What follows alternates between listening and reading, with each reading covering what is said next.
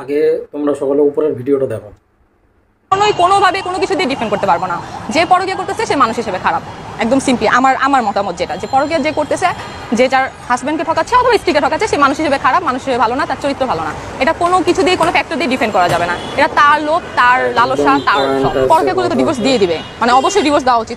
আমার যদি পার্টনার পরকীয়া করে, আমি অবশ্যই তার সাথে থাকবো না। মানে এখানে আমি মনে করি না যে কারোই অ্যাডজাস্টমেন্ট করা উচিত, মানে এটা অ্যাডজাস্টমেন্টের কোনো জায়গাই না, মানে এখানে কোনো স্কোপই নেই যে তুমি এটা স্যাক্রিফাইস করো, যে না ঠিক করে আসছে তাহলে তুমি আবার ছাড় দাও।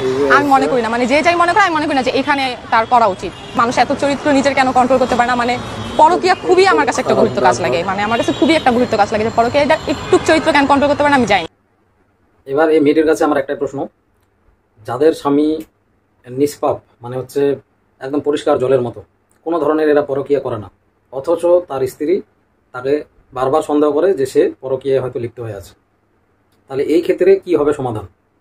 এটা তো বললো না। এক্ষেত্রে হাজব্যান্ডকে কি করা উচিত? তার সন্দেহটাকে বাস্তবে রূপান্তরিত করা উচিত নাকি অন্য কিছু? তোমরা কমেন্ট করে জানাও।